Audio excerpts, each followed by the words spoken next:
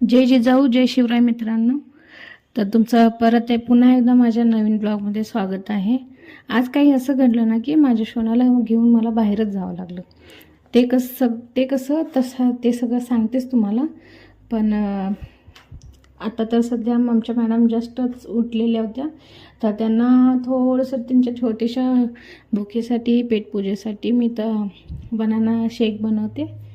तर त्याच्यासाठी छोटी छोटी केळं कट केली. तर केळं कट करत करत मी माझ्या बबडीसोबत छोट्या मोठ्या गप्पा करत होते.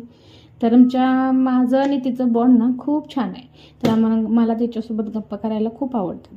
तर त्याच्यानंतर केळी कट करून झालं तर त्याच्यात थोडी मी खारीक पावडर टाकते आहे.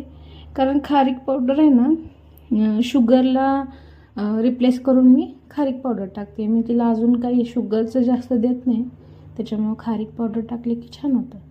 तर खारीक पावडर टाकून झाल्यानंतर मी त्याच्यात थोडीशी दूध ॲड करते. दूध वगैरे ॲड करून सर्व करून मी आहे ना मिक्सरला ते लावून घेत होते. पण माझी बबडी मिक्सरचा आवाज ऐकून अचानकच रडू लागली. रडायला लागले तर मग तिला मिक्सर बंद केला आणि आधी तिला मी जवळ घेतलं, मी शांत केलं, तिला शांत केलं. हे बघा मी तिला कशी बाळ दाखवते. बाळ दाखवल्यानंतर तिला शांत केलं.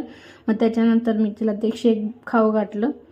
तर ती आहे ना मी काही केलं तर खूप आवडीने सगळं खाते. तिला आवडतं ना शेक, तर तिला खूप आवडतं.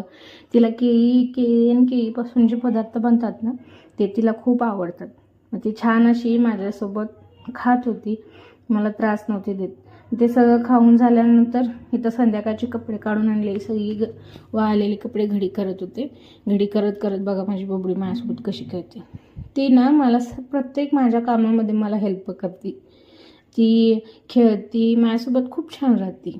मी सगळे कपडे वगैरे घरी करून झाल्यानंतर मी थोडं माझा हातपाय वगैरे धुवून घेतलं, फ्रेश झाली. मग फ्रेश होताना ना माझी भाची बघा कशी माझी लुडबुड करत होती. हे बघा आली ना, ती खूप खूप मज्जा करत होती. त्याच्यानंतर हातपाय धुवून झाल्यानंतर थोडी दिवाबत्ती करून घेतली. दिवाबत्ती केली की कसं मनाला एकदम प्रसन्न शांत वाटतं, म्हणून संध्याकाळची थोडी दिवाबत्ती वगैरे करून घेतली. त्याच्यानंतर माझ्या बबडीला घेऊन मी थोडी बाहेर गेलेली खेळायला. बघा ती कशी गाडीवर बसली, कशी खेळती बघा, खूप छान खेळते. तिला ना घरात बसवतच नाही, प्रत्येक वेळेला अशी बाहेर जावायला पाहिजे, तिला बाहेर खेळायला पाहिजे. असं काही होतं माझा